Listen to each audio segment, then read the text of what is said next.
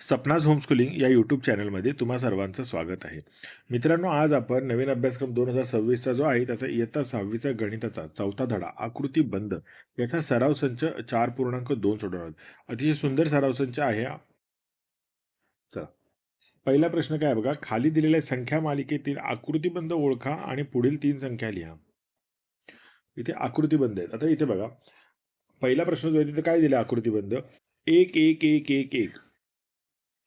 Okay, म्हणजे बघा ही पहिली संख्या एक, दुसरी एक, तिसरी एक, चौथी एक, पाचवी एक, सहावी एक. आता आपल्याला प्रश्न काय होता मूळ, की 3 संख्या पुढच्या आल्या. तर त्या काय येणार आहेत? तर त्याही पुढे 1 1 1च येणार ना. ओके. सोपं होतं की नाही समजायला? काहीच अवघड नव्हतं. चला पुढचा प्रश्न बघू. आता इथे बघा 1 2 3 4 5 6 7 ह्या मोज संख्या आहेत, ज्या आपण मोजतो ना वस्तू मोजण्यासाठी काय वापरतो त्या. यालाच नैसर्गिक संख्या असं म्हणतात. तर पुढच्या कोणत्या येणार याच्यामागे? तर 8 9 10. किती सोपं उत्तर होतं. ओके. चला पुढचा प्रश्न बघू आपण तिसरा. स्पष्टीकरण. नाही. संख्या काय दिली बघा 1 3 5 7 9. आता इथे तुमच्या लक्षात येईल की बघा 1 आहे, 3 आहे, 5 आहे, 7 आहे, 9 आहे आणि ह्या संख्या काय आहेत बघा. 1 च्या नंतर 2 नाही दिलंय, 3 च्या नंतर 4 नाही दिलंय, 5 च्या नंतर 6 नाही दिलंय, 7 च्या नंतर 8 नाही दिलंय. ओके. एक संख्या गाळलेली आहे.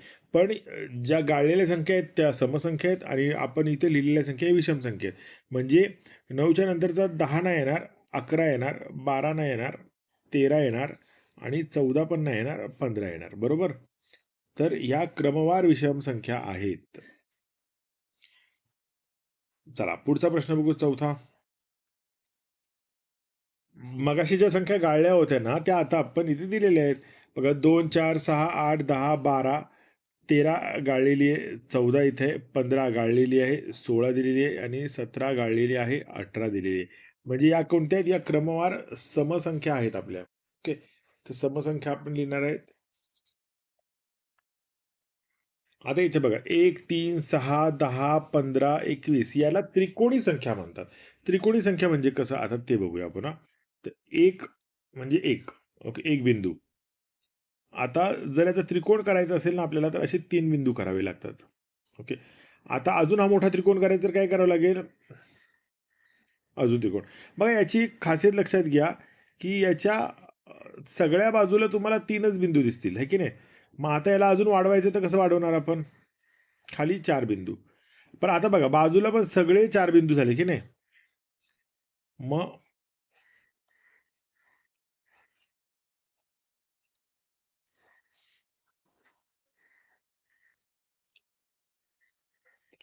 तुमच्या लक्षात आलं?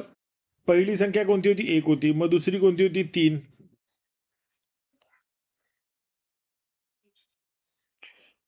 पहिली कोणती होती? 1 होती. दुसरी होती संख्या 3. 3च्या नंतर बघा किती झाली? 1, 2, 3, 4, 5, 6. 6 झाली की नाही संख्या? ही 1 आहे, मग ही 3 आहे, मग ही 6 आहे. मग त्याच्यानंतर किती झाले बघा? 6 मध्ये 4 वाढवले 10. मग 10 मध्ये 5 वाढवले 15. याला त्रिकोणी संख्या म्हणतात. ओके. आता पुढची संख्या कशी येईल बघा? 15 मध्ये 6 वाढवले की किती होणार? 21. मग 21च्या नंतरचे किती येणार? बघा, इथे आपण काय केलं 1 मध्ये 2 मिळवलेत. ओके. मग 2 मध्ये 3 ओके. 2 मध्ये 3 म्हणजे 1 आणि 3 किती झाले? 3. 3 मध्ये परत 3 मिळवले मग 6. 6 मध्ये 4 मिळवले 10. 10 मध्ये 5 मिळवले 15. 15 मध्ये 6 मिळवले 21. मग 21 मध्ये किती मिळवायचे आहेत आपल्याला? 21 मध्ये मिळवायचे आहेत 7. 21 मध्ये 7 मिळवायचे आहेत. तर मग संख्या कोणती होणार? 28. मग 28 मध्ये किती मिळवायचे आहेत? 8. ओके. मग किती होणार? 36. आणि 36 मध्ये किती मिळवायचे आहेत आपल्याला? 9. मग किती होणार बघा?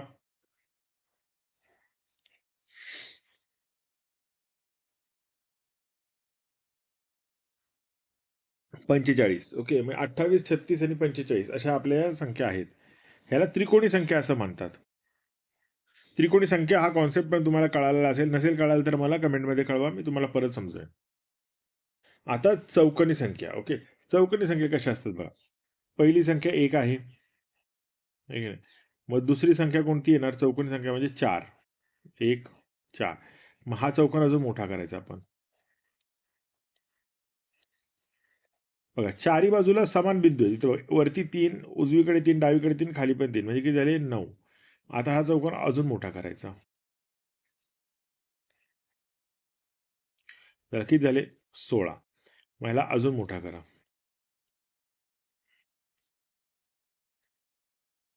किती झालं? वरती 5, उभे 5, आडवे 5 म्हणजे 5 25. आहे की नाही? मग ह्याला अजून मोठा करा आपण.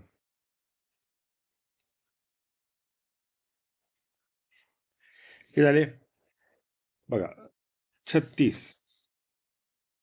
ह्याला चौरस संख्या असं म्हणतात.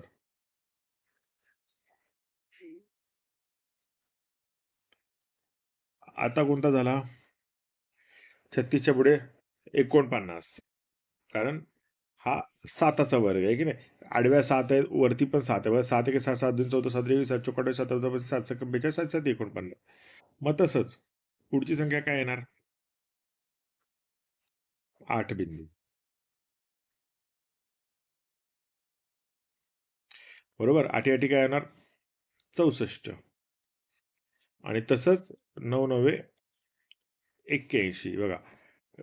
9 बिंदू आहे की नाही?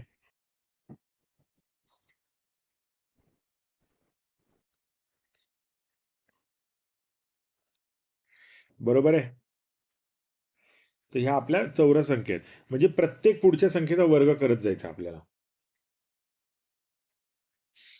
आता इथे काय दिलं? 1, 8, 27, 64 आणि 125 ह्या घनसंख्या आहेत. ओके. बघा एकाचा घन म्हणजे 1 गुणिले 1 गुणिले 1 म्हणजे 1 त्रिक 1 1 1 आणि 1 1 1 म्हणून पहिली संख्या एकच असते. है की नाही? मग बघा 2चा घन म्हणजे 2 दुने 4, 4 दुने 8, 2चा घन 8, 3चा घन काय होतो? 3 त्रिक 9 आणि 9 त्रिक 27. आलेल्या उत्तराला आपण काय करतो? परत त्याच संख्येने गुणतो. हे बघा 4चा घन कसा काढायचा? तर 4 गुणिले 4 किती होतात? 4चा वर्ग म्हणजे किती? 16. आता 16ला परत 4 ने गुणायचं. काय होणार? 16 चोक 64. आहे की नाही? तसंच बघा 5चं. 5चं काय येणार बघा? 5 गुणिले 5. 5 गुणिले 5 किती होतात? 25. आता 25ला परत 5 ने गुणायचं. किती होणार? बघा 5 5 25 5 हातचाला 2. 5 2 10 11 12 125. बरोबर? याला म्हणतात घनसंख्या. कोणत्या पण संख्येचा घन. आता 5च्या नंतर कुठला 6चा घन येणार, मग 7चा घन येणार आणि 8चा घन येणार आपला. 216, 343 आणि 512.